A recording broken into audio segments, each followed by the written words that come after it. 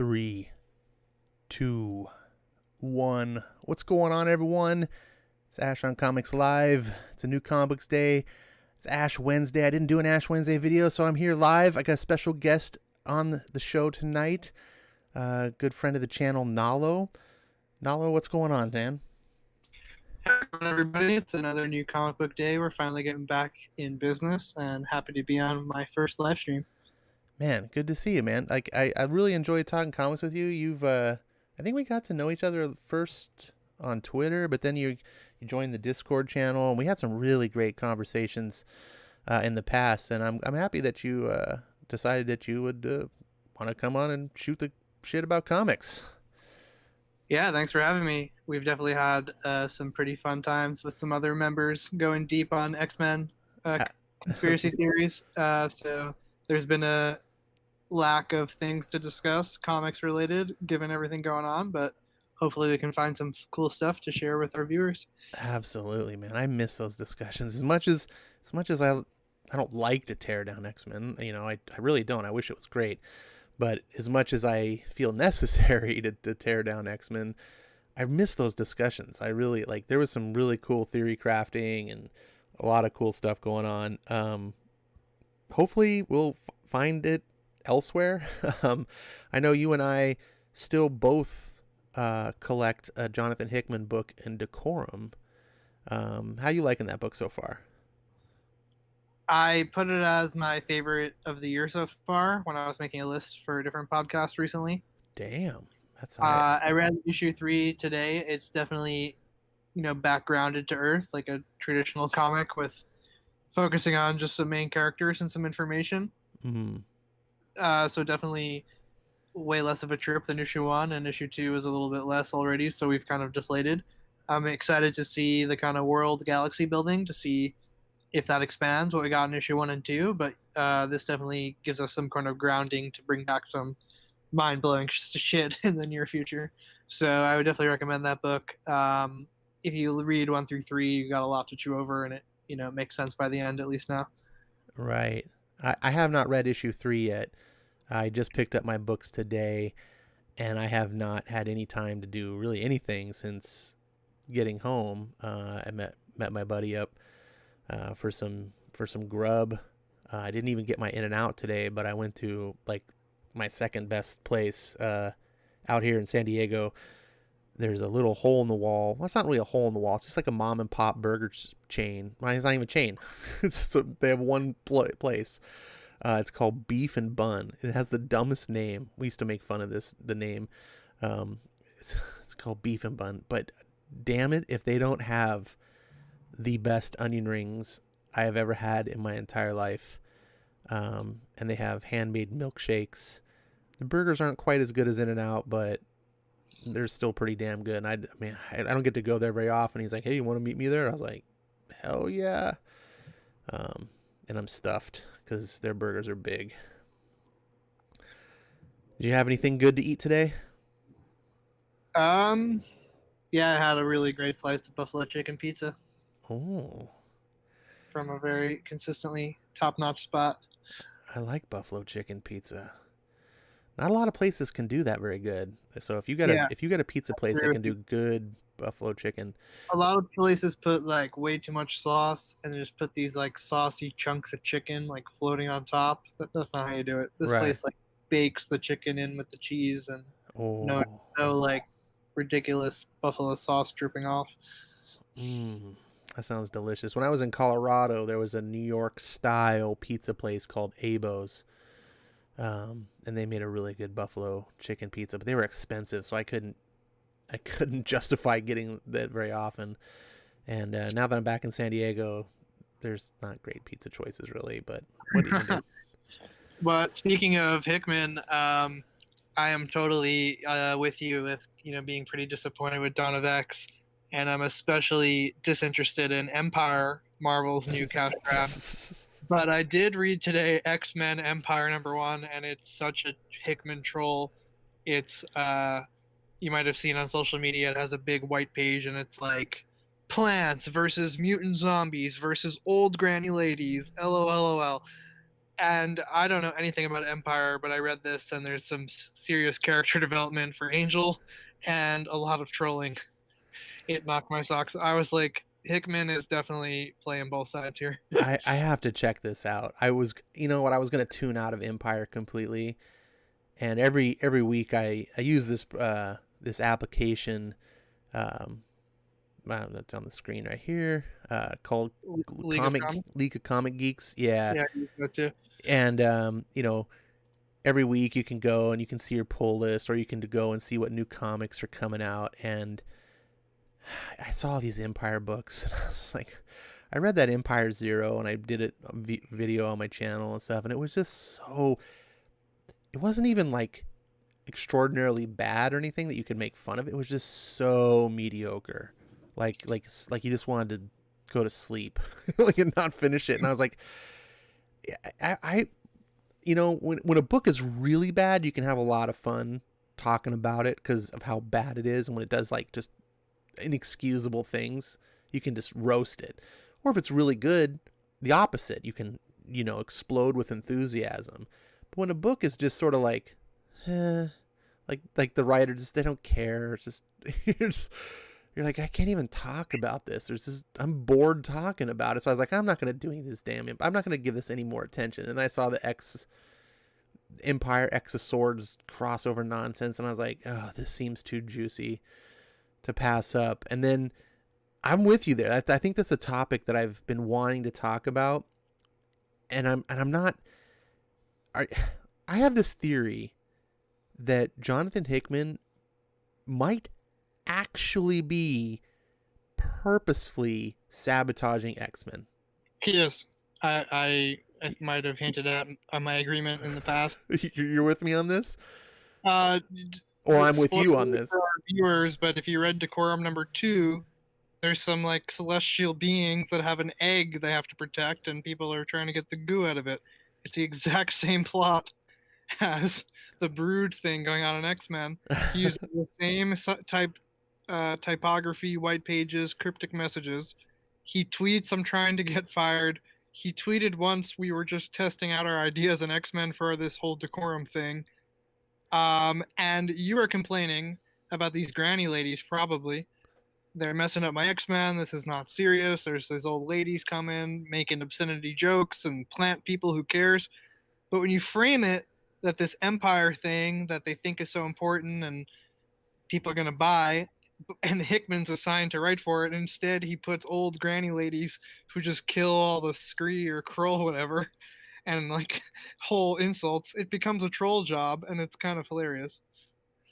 Yeah, I that's my instinct tells me that, but then the other part of me, the logic news and everything, he has to know. The logic part of me steps in and goes, no, Ash, that can't be. Like, Marvel's not going to allow.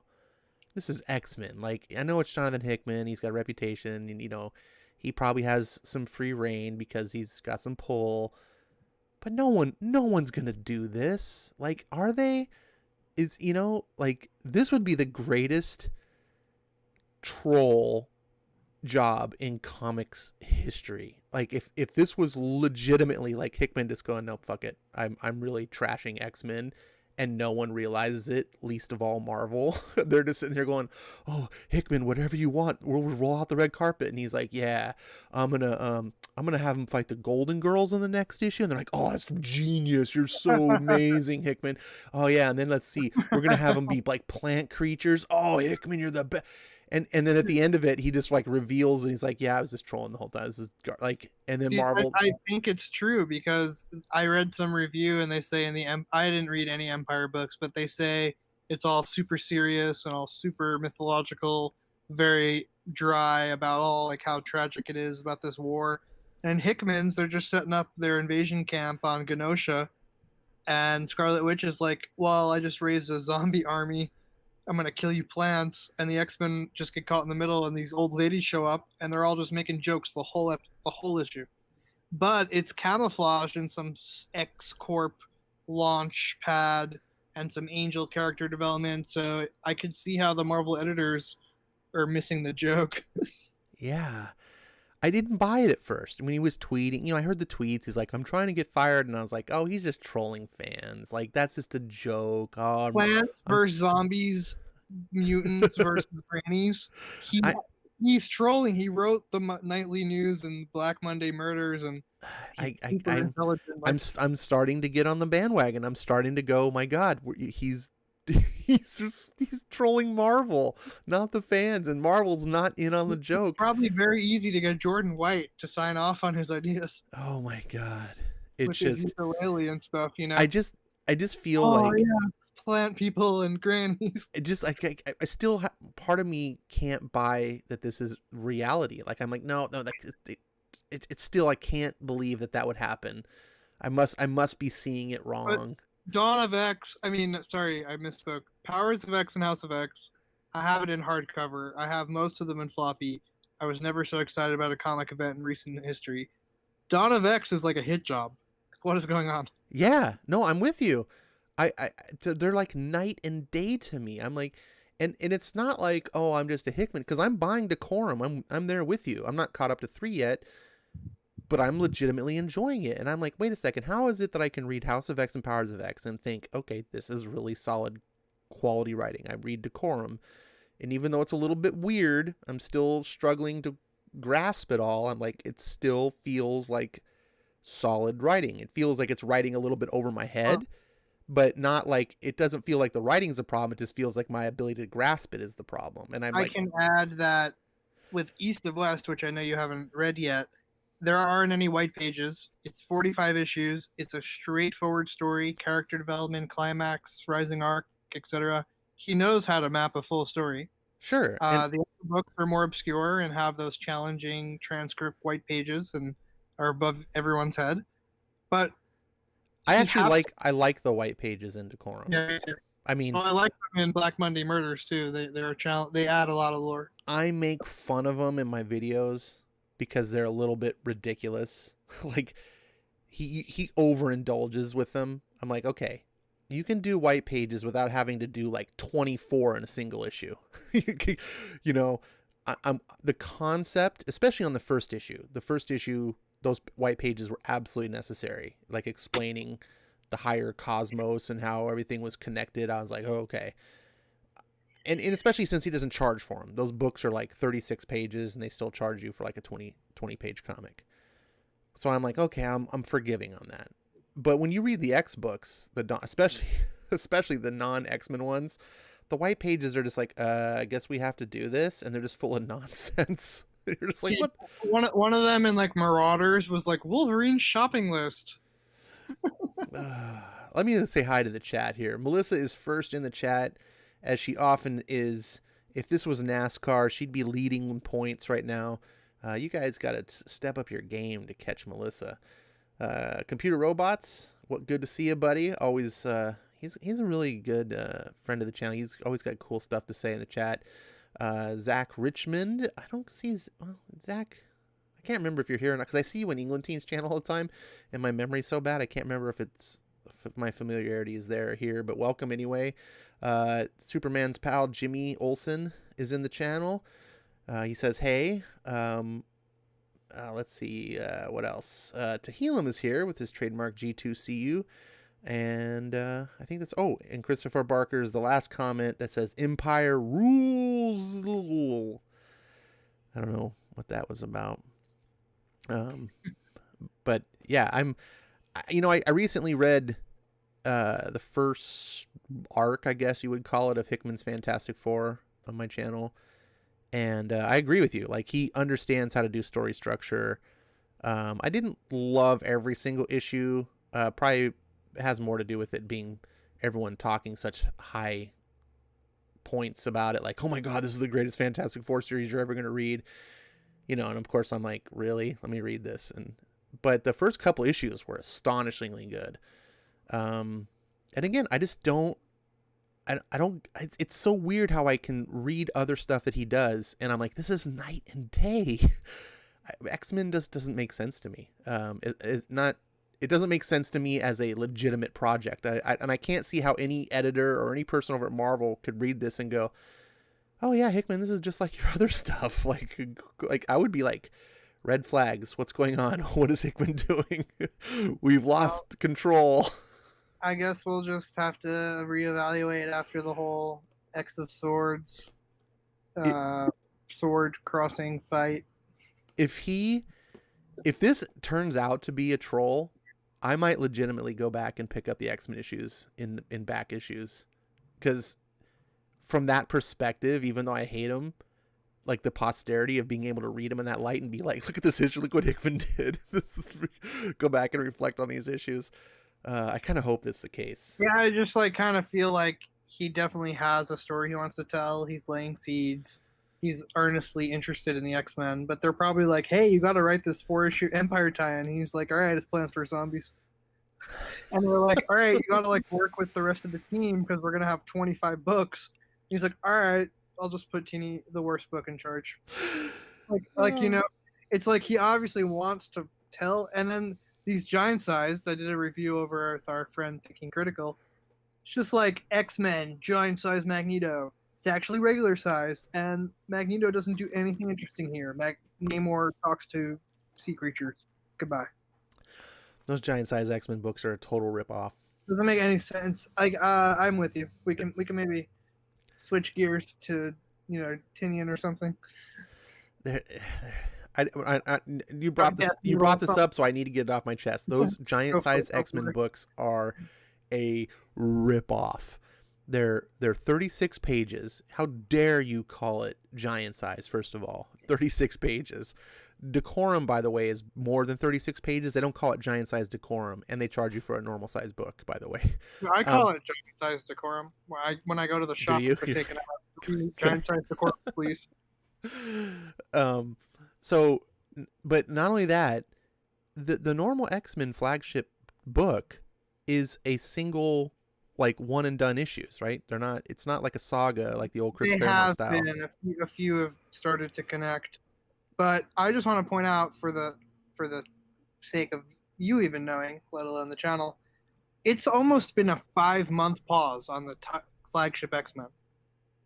Any momentum from last summer's sold out rave hit has been obliterated. 5 months pause. Yeah. Well, I don't think those books really have momentum anyway. There was nothing really interesting happening. I dipped out on the X-Men during that whole, when the Brood showed up. I was like, this is dumb. But up until that point, every X-Men issue was like sort of a one and done. Like it, and that was what Hickman said. Like, he was just doing singular little stories, and he was letting the big saga be told in all the peripheral titles. Well, the plot has fallen out. I will never read another Jerry Duggan book again. Oh, he's terrible. Finding out about him as a person. Wolverine and X-Force has dropped the plot for me. New Mutants doesn't make any sense to me. That's one of the ones where I'm just bored. I don't want to talk about it. And X-Men's on pause for 5 months. So what am I supposed to say about this? Be patient for Hickman. He's writing this greatest epic. Seems like he's just like mailing it in. Well, that gets back to my rant. Let me get back to this, because this is why I think this is a ripoff. So they're making X-Men as just singular random issues that don't have to be related to anything. Now, maybe some of them are connected, whatever, but they don't have to be. They're just, here's an issue about the Golden Girls. Here's an issue where they're going to have dinner with some heads of state. Okay. The giant size X-Men books are the same thing. They're just, hey, we're going to tell a story of Jean Grey and Emma Frost. Oh, okay. Here's a story with a Nightcrawler. Oh, okay. Like, those where they're not even the main characters. They're just appear. Those should have just been X-Men issues. There was no reason to have them be off on the side. And then if they were regular X-Men issues, guess what? There wouldn't be a 5-month downtime. You could just be putting them in. Here's X-Men number 12. Here's X-Men number 13. But Marvel wants to get those extra number ones so they can charge you extra money and have all the extra covers. It is the biggest. Somebody said, it might have even been Perch or somebody to that effect, that the appearances, Marvel didn't take this whole shutdown thing serious enough. They were like, oh yeah, it's like pencils down and stuff, and whether you like it or not, DC was making moves, and they're just kind of like, well, okay, we're back. We have 5 events in the next 6 months. Let's go. Right. And it's just kind of like, I'm not gonna. The only Marvel book I will buy if I make it to the shop is Daredevil. Yeah, I only buy 3 Marvel books currently. And let's get to those here in a sec. Let me just catch up on the chat here. Let's see. Uzab. I'm not sure how to pronounce that, buddy. He says, "What up? How are the hamburgers?" Sorry, man, my friend, you missed the hamburger discussion. Eric says, "Is it Thursday? Did I sleep through Wednesday again?" Eric, you're sleeping through life. But hey, you're here, and I appreciate you. Nalo says, "I'm live." Hey, bud, you're live. Congrats. He says you drew the short straw. Eric's been avoiding me. Marvel is so much slower in putting out books now than DC. It's really strange that Marvel is so, because they were producing like, 50% more books than DC. Before the whole pandemic thing, Marvel was producing 100 books a month. And now they're making less books than DC. It's really weird. But new comics. Did you get any? You said you didn't go to the comic book store today, huh? I did digital. Oh, you did some digital. What'd you pick up digitally? So I read Decorum, as we discussed. Let's see. I read Batman 95. I also read I like a Blaze, if you know them. They're doing some Conan work with the Crimean, but I read this zombie kids book called Kids. And I read Daredevil, which I love. And I checked out this Plants, Zombies, Old Lady book. All right, that's interesting. My store has been having the worst problems getting DC books because Diamond has been screwing them, and not in the good way, the kind you want to pay for. It's the bad way, where they actually, I guess, refund your money. So, here, you don't get your books. So this is now week 3 that they have no DC books. Thanks to Diamond's new mission, the comeback is going to be greater than their setback. I just have to laugh. So yeah, they left my store high and dry, and they're scrambling to try to find DC books. Now they did pick up a few DC books for me this week. Let me see. I'm trying to manage a million screens. I picked up. No, that's not the screen.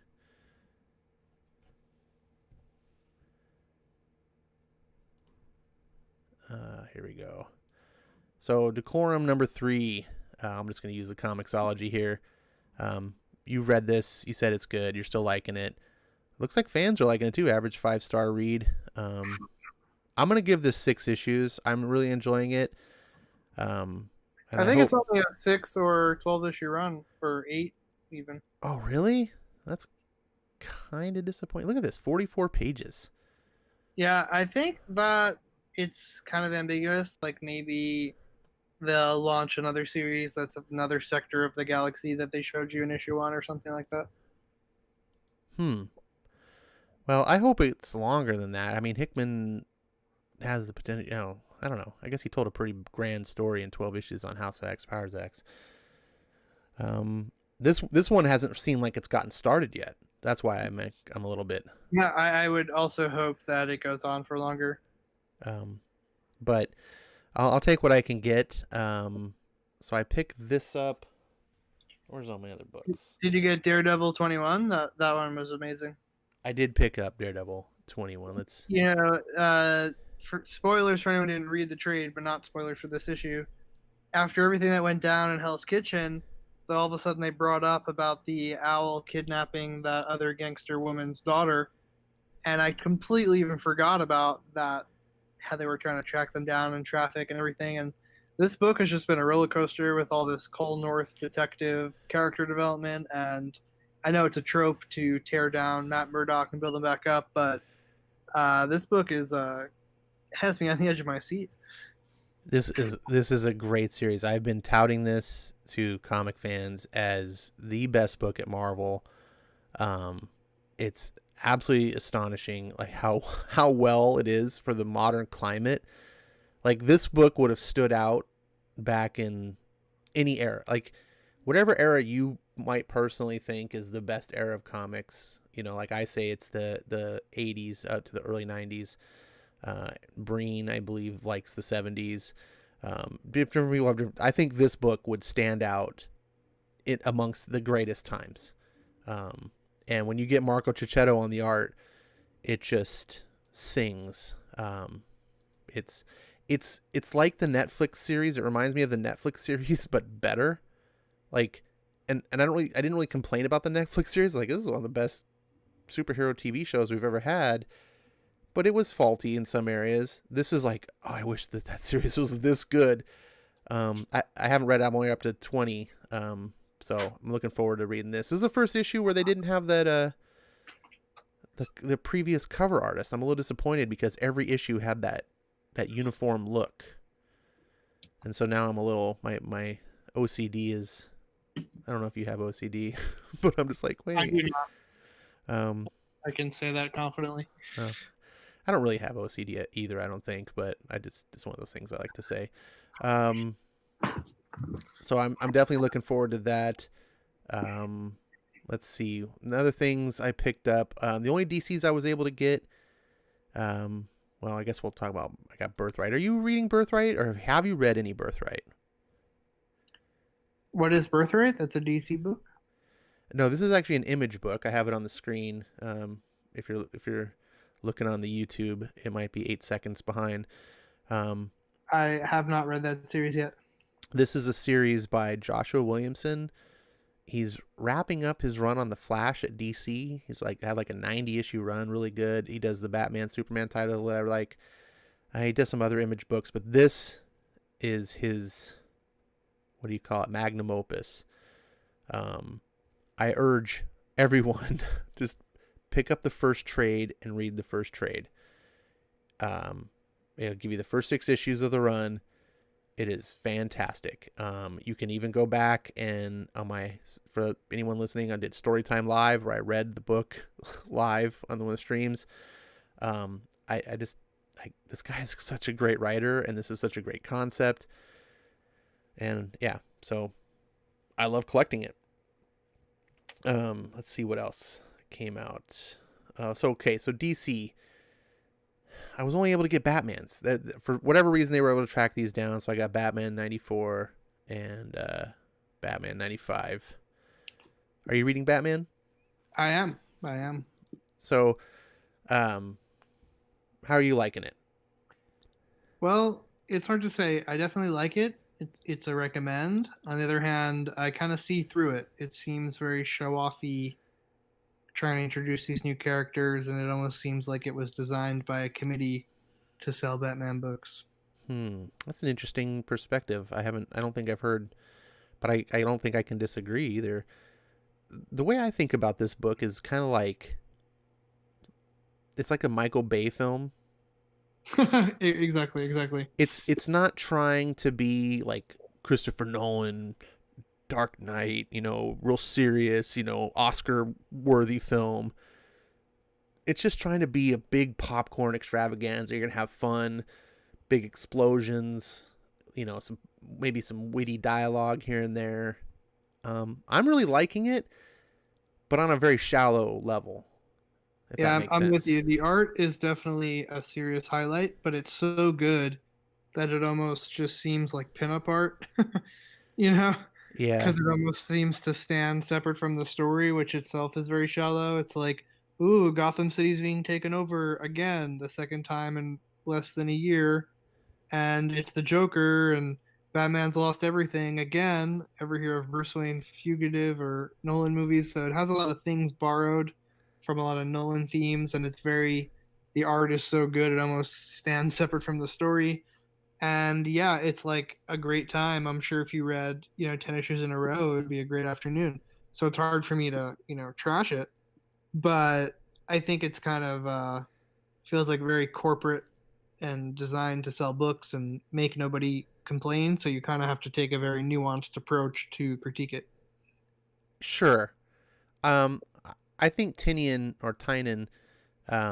is one of those writers that he's not trying to reinvent the wheel. Like, this is what mainstream comics kind of should be, in my opinion. You know, I think too many writers, Tom King, are like, well, I'm gonna write the next Watchmen, and it's like, whoa, like, settle down. Just give us a good monthly book first, right? Just show us that you can sell some books, keep the fans happy. You don't need to make the next Watchmen out of the gate, right? And especially with monthly comics, just consistency. Just roll them out month after month, and it's just like, hey, that was fun. Next month, hey, that was fun. You know, that's my opinion. And I think if fans know what they're buying, if they say, hey, look, I'm not looking for, something super deep and, nuanced and whatever. Like, I just want fun Batman books. And if those fans are getting it, I think that's happy. And then you've got this Black Label. I think that's where you can go and say, hey, we're going to try to do something really sophisticated and meaningful. Well, yeah, I have to say, I think recent book, since we're talking about new comic books, is I think you made a video about Catwoman 23. And you were saying, this is what comics used to be like in the 80s. You could just jump in on number 23, have a really good time. And with this new Batman run, it turns out that the first 8 issues were actually just kind of a optical illusion trick on the reader. And it turns out these were just 8 preludes to the event. And when you get up to 95, the first issue of the event, it doesn't feel like you're starting this exciting event, because you realize you've been reading the event the whole time. Yeah, I guess that's one way to look at it. But on the other hand, those 8 issues were fun. Yeah, they were fun. I had a good time. I made a few reviews of them. They're high quality. Like, if I just was if I didn't know anything about Tom King, didn't know anything about what was going on at DC, and I just happened to start buying Batman at 85 and read those issues, I would be like pretty impressed. Now, on the screen right now, it looks like I got an issue 95. The artist I like, Jorge Jimenez, is back. And I got some sample. There's Alfred. Yeah, there's an Alfred. I haven't read this book yet, so no spoilers. These are the first 3 pages of the book. I'm a big Jorge Jimenez fan. Now, the previous issue, however, was Guillaume March, and I had a little bit of debate with Eric Breen in the chat. He's like, "Oh, Guillaume March is a great," and trying to set me straight and everything. And what's your stance? Do you like Guillaume March better or Jorge Jimenez art? I like Tony Daniel. He's not doing the book. He did the 85. No, we're in the 90s, man. That's 10 issues ago. I find the Marsh acceptable. It didn't really make me think twice. So, all right. Unfortunately, the sample art here is Raphael Albuquerque. Yeah, that is also, that issue was mixed in the art. Those flashback ones were kind of all, they looked like anime or something.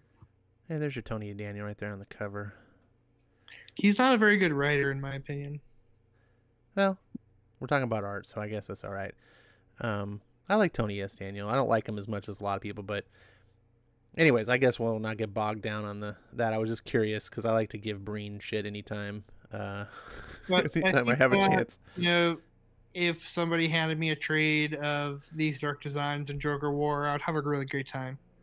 Do I really have the energy to praise this book? No, because like you said, it's not a Nolan film. So just seems like DC, AT&T is getting their Batman, getting their Joker. So when it comes to, unfortunately, I don't have Detective Comics because I wasn't able to buy it today. Are you reading Detective as well? Yeah, that book stinks on ice. What? You don't like it? I liked it in the past with Tomasi, but I don't like this Court of Owls, resurrected, Joker controlled,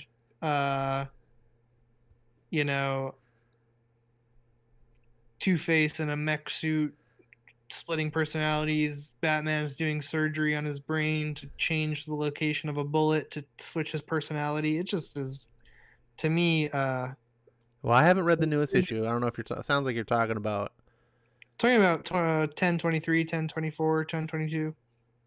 Because I think 1024 came out today. I'm talking about 23 and 24.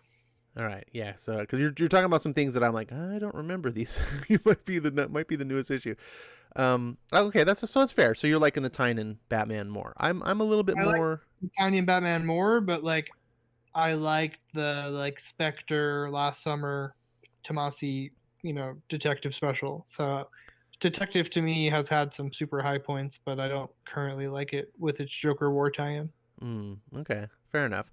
I'm enjoying Detective a little bit more, but I like the fact that both books are competing. Like it's not like one is just trash and like it used to be. You're just like, one is not even worth considering. Like now it's like, ooh, which one could be better? Like they're both have a solid writer that maybe will do something. I'm looking forward to when Joker War's over so they can diverge again and not have to be tied But down into the to same. go back to like this corporate marketing push, like you have all these new characters.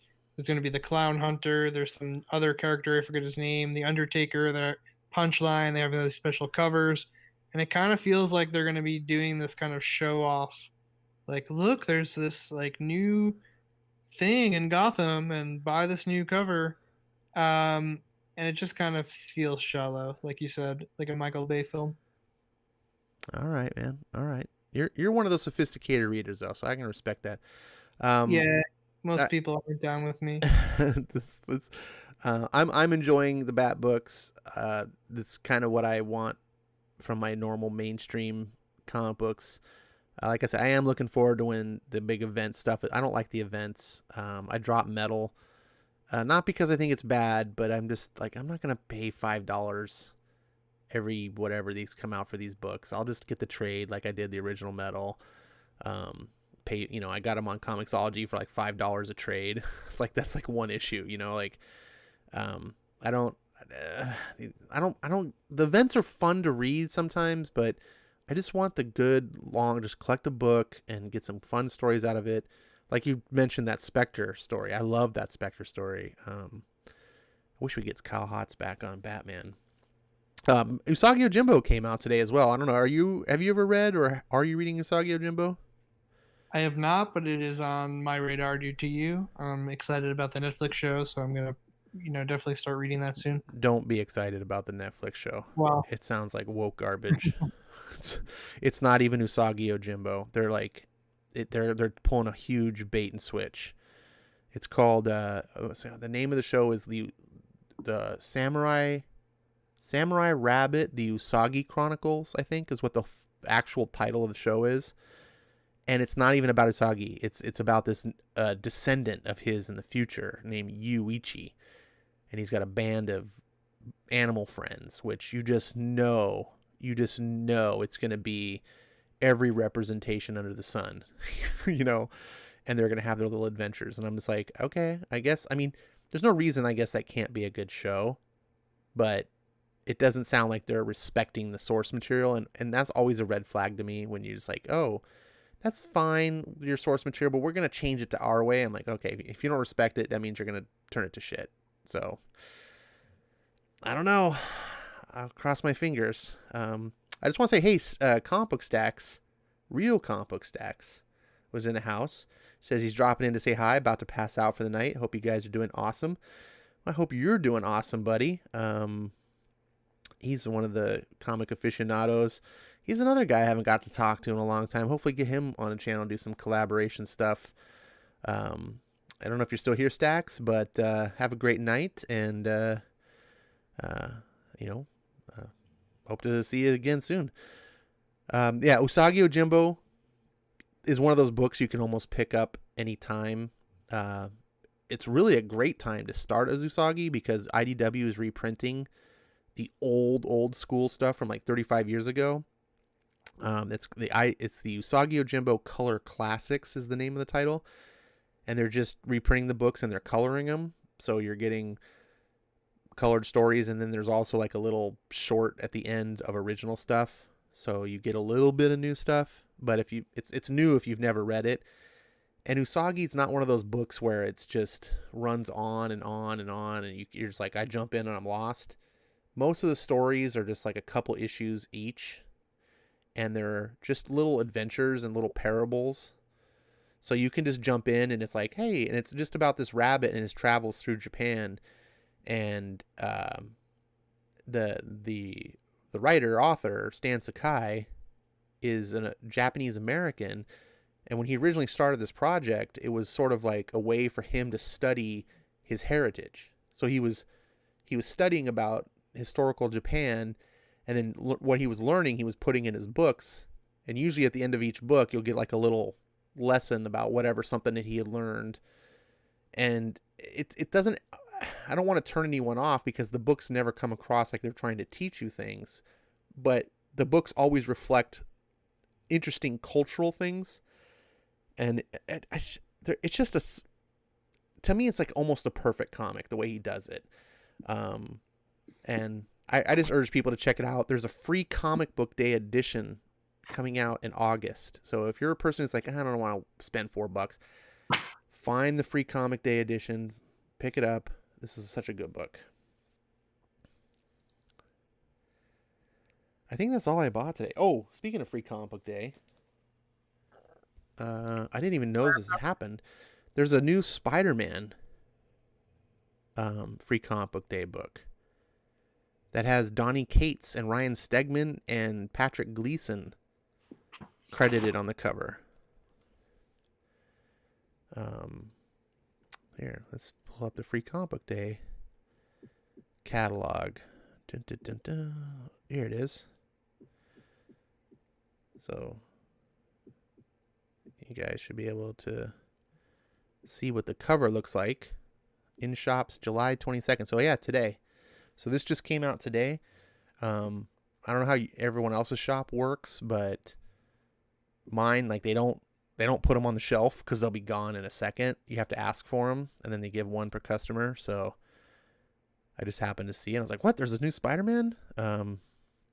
So yeah, go ask for this if you're at all a Spider-Man fan. It's free comics. Don't turn down free comics. Is there any free comics you've been picking up on the comic book? Well, I did not know about the Spider-Man one, so maybe that'll get me to go to the shop. But I recently read Firepower, which is a free. Did you I read? have not yet read the trade, but I watched your video. All right, let me tell all you other fortunate souls that aren't Nalo, read the Firepower trade first, because the free comic book day Firepower, which is really just issue 1, it'll kind of spoil stuff that happens. The trade is magnificent. I think the trade is the best thing I've read all year as far as comics are concerned. That's high praise. I got to read the trade. It's not that it's super deep or anything. This isn't going to be a Hickman book, but it's just so elegant, I guess. The writing, like the storyline, it's Robert Kirkman he's so efficient in his storytelling. He doesn't waste space with, fluff. Every panel matters. The story moves at a really good pacing. The characters are interesting. They're likable. You care about them. So therefore, once you care about the characters, you care about what's happening in the story, even if it's not even that big of a deal. I love this book. The actual issue 1, which is the free comic book day, or if you miss that book, it'll come. You can get a pay for version of it in August. It was good. Like, I enjoyed it, but not at the same level as the trade. The trade paperback is like a whole setup movie of how this character comes to be, and the comic book takes place 15 years later than the trade. So, anyways, yeah, I just enjoyed it. Like, I was reading it and I just could not put it down. I had a smile on my face and I was like, this is fun. It's like watching a super fun kung fu movie.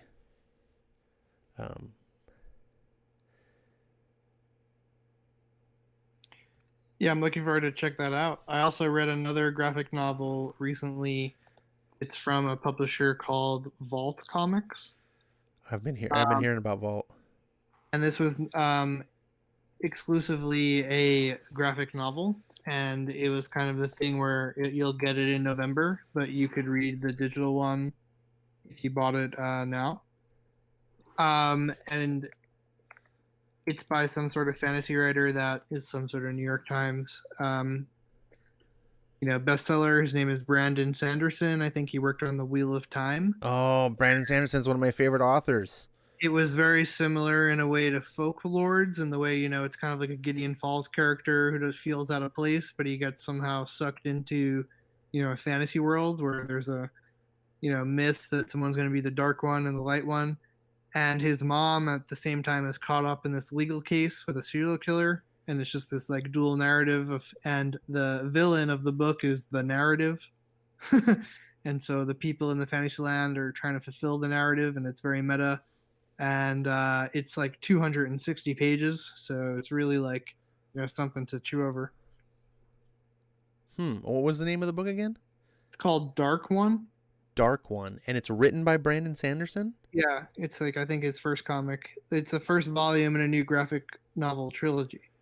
Well, he does have another graphic novel series that I haven't read yet. It's called White Sands. First, but yeah, it's he's a Hugo Award-winning author. The Mistborn trilogy, Stormlight Archive, and the Wheel of Time. Yeah, he took over for Robert Jordan, who passed away, and the family basically commissioned Brandon Sanderson to finish his his unfinished manuscripts to complete the Wheel of Time. So that's not really his series, but Mistborn is fantastic. The first 3 books of Mistborn make its own trilogy.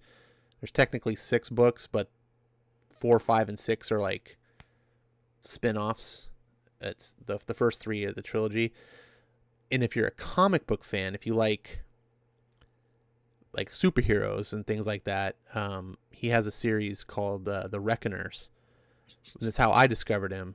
And the first book of that's called Steelheart, which I think the name's kind of dumb, but it's a really cool concept of a superhero, kind of a spin on superheroes, where there's this big event called Calamity that happens, and it's this big, basically red star that appears in the sky. And after this event happens, people start developing superpowers, which you go, okay, I've heard of it. This seems kind of familiar. The hook, though, that makes it different is that every single person that develops superpowers, every single one turns evil. And they're called epics in the story. And there's different levels of epics. So you have like your little minor epics who can be like, oh, they can grow their fingernails long or something stupid, to the, I forget what the high level ones are called, but those ones are the ones that basically rule the planet. And as you'd expect, there was a big war between humans and the epics win, because if you have a bunch of people like Superman and you don't have anyone superpowered people to stand up to Superman, Superman's going to win. And the concept of the Reckoners is this kid who's the main character. The Steelheart, which is the name of the book, Steelheart's one of these major epics that killed his dad 10 years prior. But Steelheart killed his dad because his dad made Steelheart bleed. Steelheart's supposed to be invulnerable, supposed to be untouchable. He's basically like Superman, but if you took Superman and Colossus and mixed them together, you'd have Steelheart. And he's supposed to be just untouchable, but somehow he can bleed. So this kid grows up, becomes an adult, realizes that he's like, first of all, he's got a vengeance. He killed my dad. He wants to kill all the epics. And then number 2, he's like, these guys have weaknesses. We just don't know what they are. We got to figure it out. So he spends all his time studying it. And then he hears about this mythic group called the Reckoners, which are like these rebels that go around and they hunt epics and kill them. But everyone's like, oh, it's just a wives' tale. They don't actually exist and stuff. And so it's really fun book. It's a trilogy. Each book is a little bit different than the next. Like, you don't get the same type of story, and it wraps up as a whole. So in the ending, like, it really choked me up. It's an emotional, heroic. It's good. That's what made me discover Brandon Sanderson, and he became my favorite. I read Mistborn after that, and I'm just like, this guy's amazing. So, but we're not here to talk about books. I'm definitely gonna write that one. It's called Dark One, right? Yes. I'm gonna have to look that up because I love Brandon Sanderson. I don't know if he can write comics, but it sounds like you enjoyed it. Yeah, it was better than I thought. It was a little bit on the edge of YA, but it was had more depth to it than I thought, and was a bit meta. So I liked it. And he does vary. He is an author that plays, like, he has some YA novels called something about the librarians. And to be truth be told, the Reckoners are classified as YA novels, but they don't read like they're for kids. I think they're just meant to appeal to the 18-year-old demographic. And then the Mistborn is actually a little bit more sophisticated. Anyways, so those are all the books I got. Unfortunately, there's a lot of DC books that I missed. Is there anything that wasn't out today, since this is kind of your first time, that you've kind of caught on to in recent times, or just maybe not even caught on in recent times, but just is over the past couple months, you're like, man, I really like this series. What's like one of your hot books? Yeah, so this is one that I know that no one's really talking about. It's called North Bend from Scout Comics, written by an author called Ryan Ellsworth. And this is one of my favorite books because it's kind of like a political conspiracy thriller. And it's about this kind of DEA agent who has a wife who's a journalist who investigates, government agency misconducts. And he kind of gets recruited by the CIA to push this, special drug to test for them. And the book is already structured where the main character you meet, he's already in prison, he's on trial, but he's also just meeting the CIA for the first time. And his wife is kind of like interviewing as a journalist some of the victims of this program. And it's extremely exciting book. It's called North Bend. Yeah, North Bend. I can. I'm trying to find it while you're talking about it later. It's from Scout Comics, yeah, and it's planning to be 10 issues, I think. The fourth one comes out in a few weeks. After 5, I think it'll take a break. But I was really happy to find this book. I just kind of just heard about it and bought issue 3 in physical, but I got 1 and 2 on digital, and yeah, it's just very fun. And I was looking on Comixology. Is it available on Comixology? No, it's not available. You can buy it on digital, but only from the Scout Comics website. Okay. That one is definitely, needs all the help it can get in terms of people hearing about it. It's not getting, mainstream coverage, and that one has been pretty, seriously fun for me in terms of taking on serious topics, but utilizing comics and the medium to play with different time narratives and tell a really good story. Huh. This looks interesting. In the not too distant future, the U.S. is at war against Russia and its own people. The country is on the verge of economic collapse and political revolution. Desperate to regain control, the CIA recruits Seattle DE agent Brendan Krug to test an experimental mind control drug on unwitting Americans. Compelled by his sense of duty to his country, Brennan struggles to keep his life from falling apart as he tries to reconcile his personal beliefs with the security of the nation. But definitely, I like the pitch. Yeah, and so the drug, it kind of like makes you forget everything, but also be open to anyone's suggestions. And it opens with kind of the botanists who are working on that drug feeling ethically compromised. And one of the guys accidentally gets it in his system, and on his way home, some gangster guy convinces him to empty his bank account. And they're kind of like, it's like, well, this is all off the book, so we can't help you. Oh man. Well, that sounds pretty interesting. This is one of those books. Unfortunately, man, these books like this, they do need help. You got to spread by word of mouth, because I've never even a failed Kickstarter. Like they just didn't have the marketing chops. Like I think the books were written, and they Right. just raised like $2,000. Well, And it's not because the book isn't good or it wasn't written. They just didn't do the promotion well. So somehow Scout found it, and I'm glad it got out. But yeah, it needs help. yeah.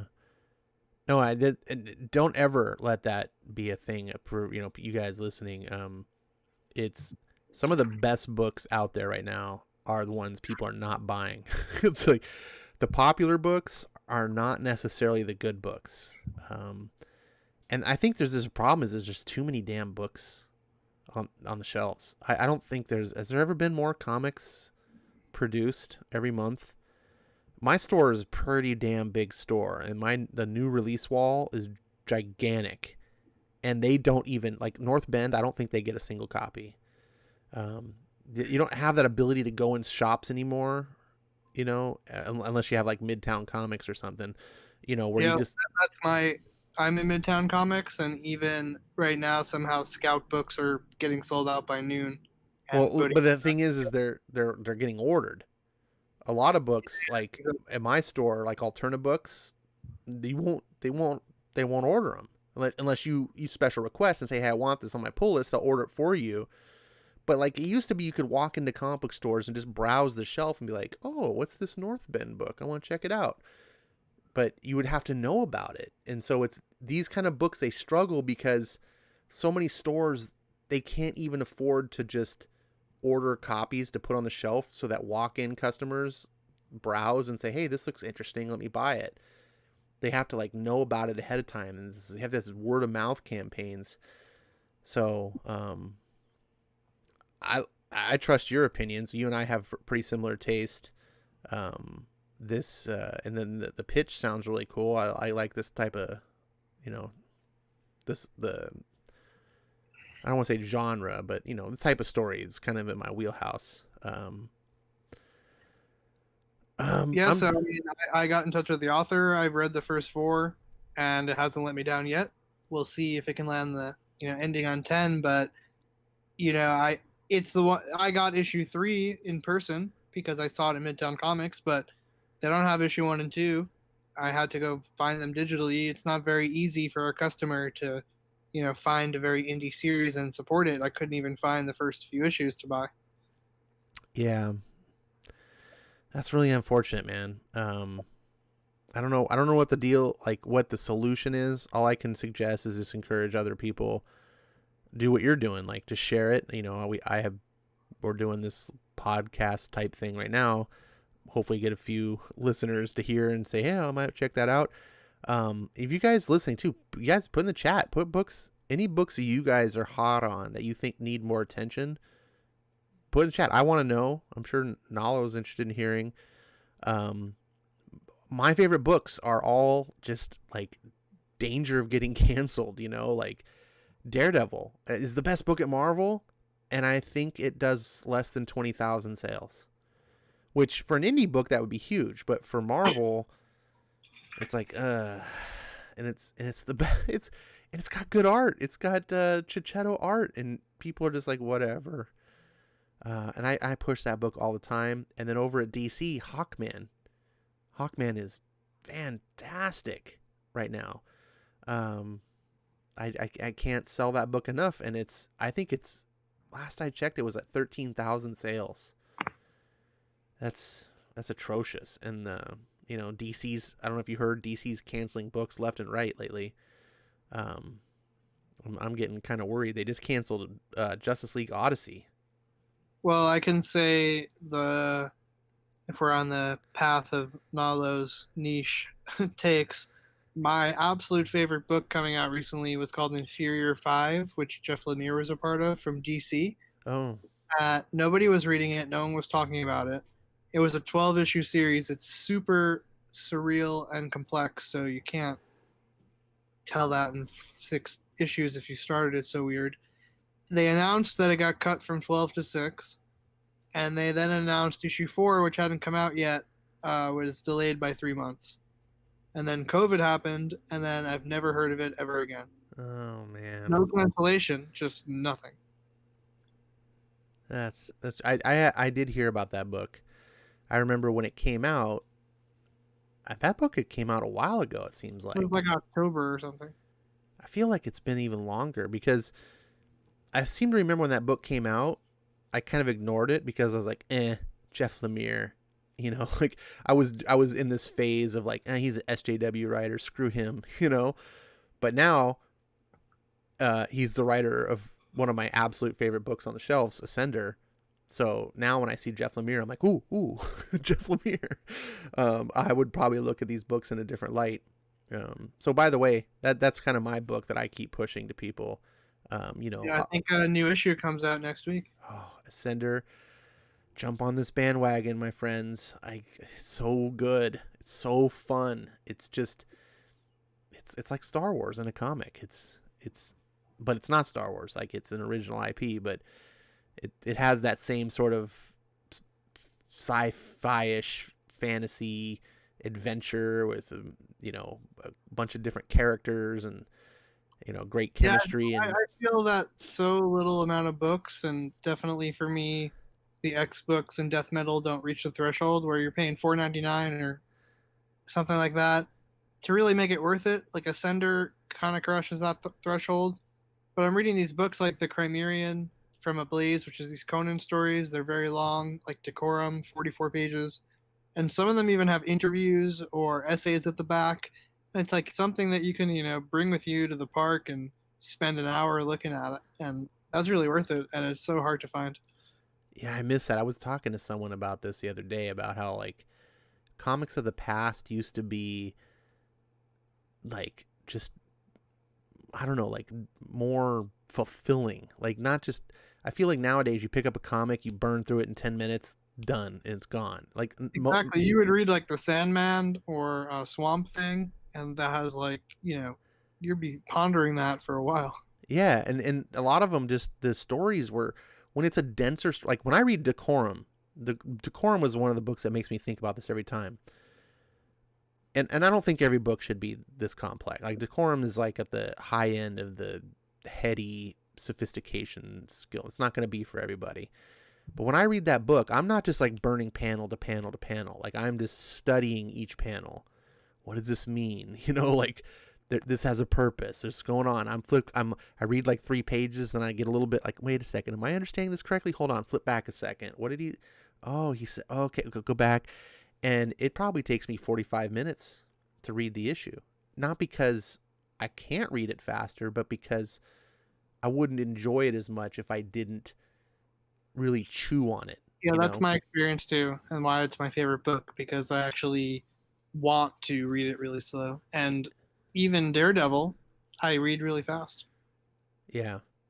That's the same thing too. Going back, I gotta promote this book again. Firepower, the Prelude trade paperback, or it's really a graphic novel. You guys, don't sleep on this. Get it from your store. It's $9.99, and usually I'm the guy who's like, I don't want $9.99 comics. Like, that's way too much. But this isn't a comic. It's a graphic novel. It's 160 pages, $9.99. And it's a complete story. You can get this and go, you know what? I'm not interested in reading the ongoing series, but you'll still have an experience complete in and of itself for $10. And it's a book. I'm going to go back and read it again. And even though it's not super dense and heady like Decorum, it was one of those books where I slowed down and I just read panel. And even though Hickman writes at a nice fast beat, I just enjoyed it and let it play like a movie in my head and not skipping ahead. And it probably took me, I'm sure it took me over an hour to read. And I just enjoyed every minute. I had a smile. It's like this. I just wanted it to be a movie because I was feeling like it was a movie in my head. Had so much fun with that book. I don't want to oversell it because I know then people are going to go, yeah, I read it, Ash. It was just okay. It's like, and that's that's the bad side of hyping things up. It's just, I didn't think Kung Fu could be fun in a comic. I didn't buy it. I was like, oh, Kung Fu, really? Like, and Hickman is like aware, or not Hickman, sorry, Kirkman is aware of this. Like, he's just like, yeah, it's going to have Kung Fu, but it's not, we're not just doing Kung Fu the comic. Like, there's real people here with real stories and real culture and real, I don't know. It's just fun. So get that book. Let's see. Uzeb says, wait, what's he talking about right now? I'm talking about Firepower by Robert Kirkman, the guy who did Walking Dead. It's called Firepower. It hasn't come out yet. The actual series debuts in August. However, there is a free comic book a day edition of issue number 1 that you might be able to get from your stores if they haven't given them all away. But there's also a trade paperback because the book released they released a graphic novel first before the series. It's a really weird thing. Kirkman does these things all the time. He does weird ways of every book he markets different. I was a little bit sour on it. I was like, really? I don't want to buy a graphic novel before I start a series. I want to test the waters with a comic. But Jimmy in the chat was like, dude, it's great. The people at my comic book store were like, oh, you should read this. And I was like, all right, let me try it out. And it's awesome. It's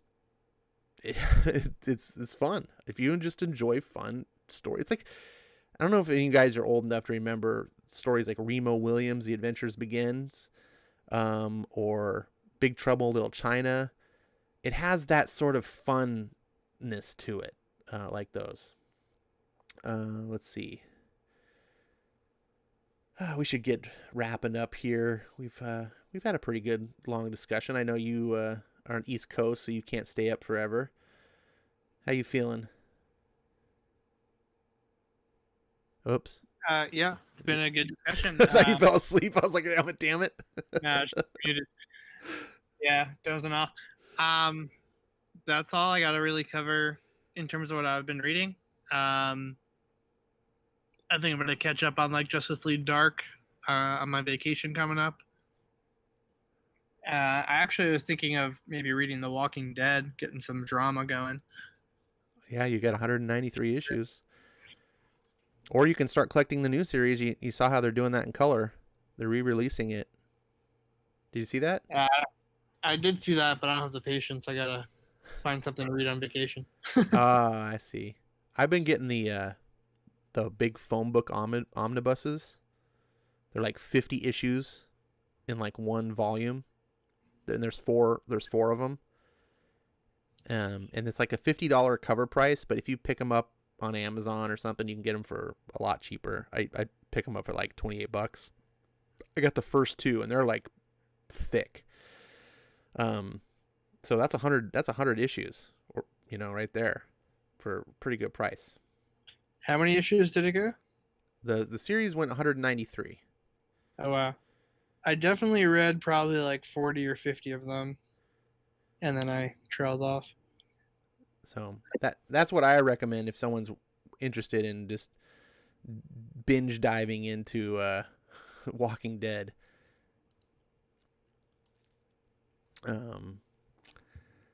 There's so many more comic books to talk about, but we don't want to do it all in one episode. I want to thank everyone that's in the chat. You guys joining me. It was an impromptu kind of thing, not planned, and you guys came by to talk about comics. I want to thank my guest Nalo. We've had so many good conversations in the past, and this was another one. I thought, just doing it live. Hopefully you'll, be free in the future. Maybe do some more of these. Yeah, I appreciate the impromptu opportunity. It was fun.